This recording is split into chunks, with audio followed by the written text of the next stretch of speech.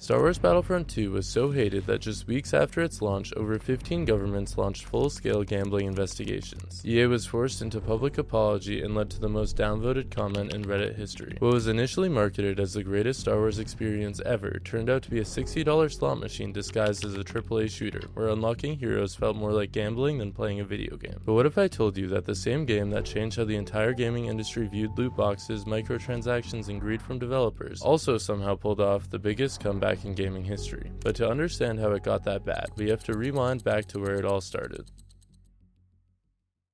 In March of 2017, over 8 months before the release of Star Wars Battlefront 2, the game was officially revealed during Star Wars Celebration Orlando. Thousands of fans packed into the venue expecting trailers and nostalgia, but what they got was something even more ambitious. EA promised not just more content, but everything players ever wanted. A full-fledged solo campaign, massive multiplayer battles across all 3 Star Wars eras, and expansive updates including free DLCs.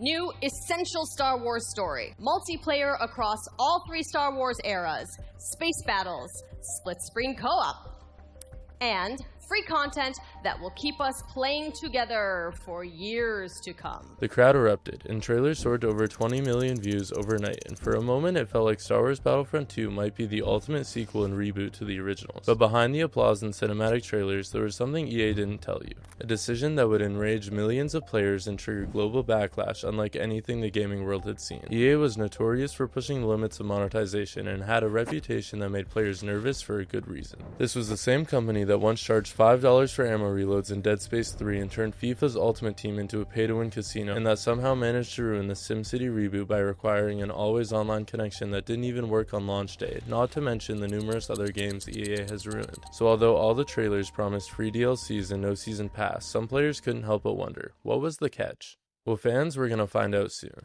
On October 6th, the open beta opened and allowed players who had pre-ordered the game to take their first real look at what gameplay was really like. At first, everything seemed perfect. The battles were massive, graphics were stunning, and hundreds of streamers were enjoying their game with their communities. But as more time was sunk into the beta, subtle frustrations began to surface. The grind felt heavier than expected. Progression wasn't as smooth as promised, and behind the scenes, data was quietly being collected. Player retention rates, spending patterns, drop rates, and loot crates. EA was designing a system meant to keep players by rewarding patience or forcing them into microtransactions. In the final days before launch, fans all across forums and social media were discussing how Star Wars Battlefront 2 would be a direct repeat of Battlefront 1, with a Reddit user stating, "As I'm sure you all know, loot crates will be a prevalent part of the progression system in this game. Cards are unlocked by using game credits or real money to purchase crates. This progression system is simply a scam. It renders the game pay to win." Despite the growing concerns of many fans and content creators, the casual player base and fans kept the hype going. On November 14th, only 3 days before the official launch, EA lit the match. It started when early access players discovered that Darth Vader and Luke Skywalker weren't unlocked by default.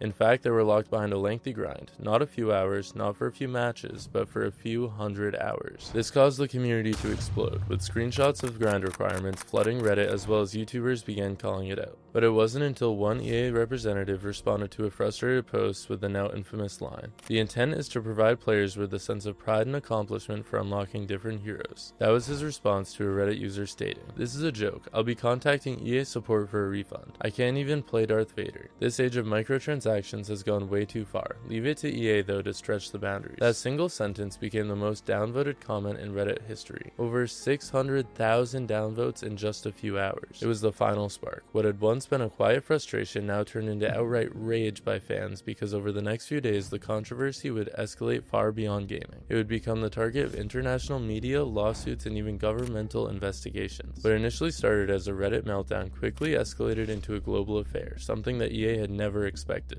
News agencies like CNN, BBC, Forbes, and even world-renowned newspapers like the Wall Street Journal and New York Times began covering the story. But the timing couldn't have been any worse. In only a few days, Star Wars The Last Jedi was about to hit theaters, and the brand was under a global spotlight. To make matters worse, only hours before the launch day, Disney CEO Bob Iger personally contacted EA's main executives demanding an immediate resolution. EA was pressured by Disney to act fast. In response, EA would release a full public statement. In this statement, DICE's general manager Oscar Gabrielson would state, "We hear you loud and clear. We're turning off all in-game purchases. All progression will be earned through gameplay." He added that EA had reduced hero unlock costs and would spend more time listening, adjusting, balancing, and tuning built-in systems. They officially disabled the Crystal Store on all platforms, completely removing the ability to spend real money on loot boxes only 24 hours before the game's global release. A few weeks later, EA's design chief acknowledged the misstep bluntly. "We got it wrong. We can't afford to make similar mistakes, and we won't." But the damage had already been done. Despite removing the microtransactions hour before launch, the backlash had already ruined the game's image. And when the game officially launched on November 17th, it didn't feel like the Star Wars celebration that was promised. The game released to mediocre reviews, with critics praising the visuals and gameplay but bashing the progression system. Player counts dropped only after a few days of release. YouTubers and streamers flooded the game with criticism, and even EA stock started to fall.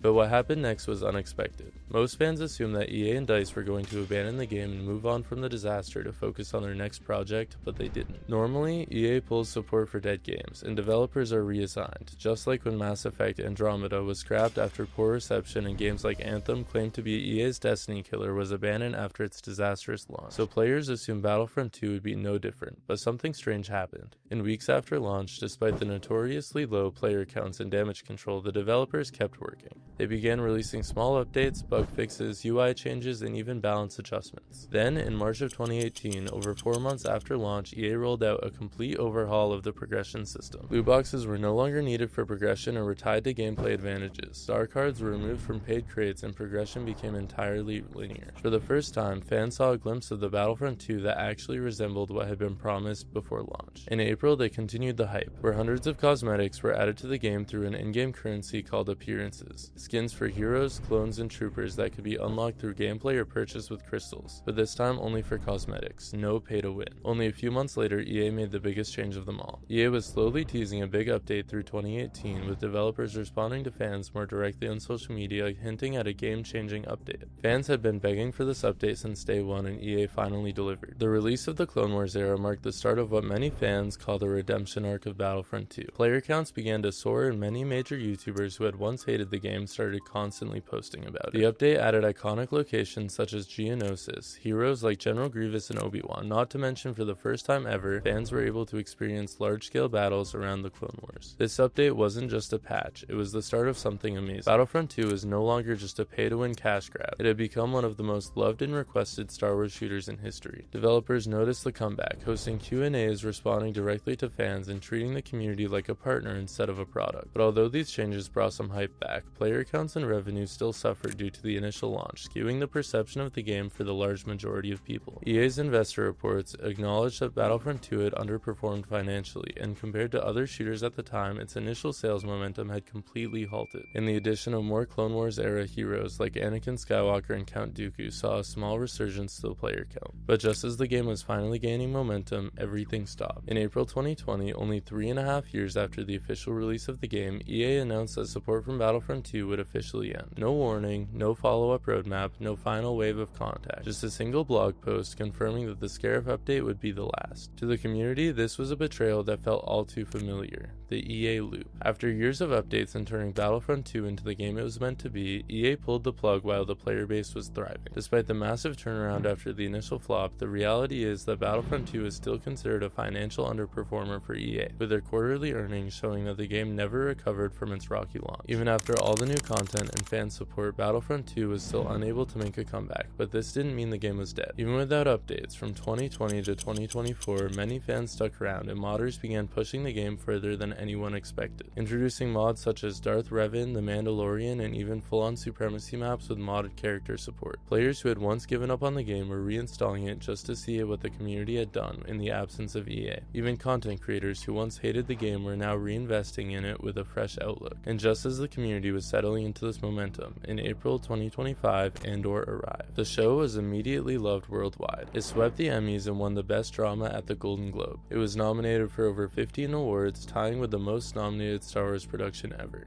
But something unexpected followed. Andor caused a spark in the Star Wars community which led fans to wanting more. Battlefront 2 immediately started trending, not because of an update or unexpected announcement, but because players were actively returning. Steam player counts jumped, YouTube was filled with videos like, "Andor made me return to Battlefront 2.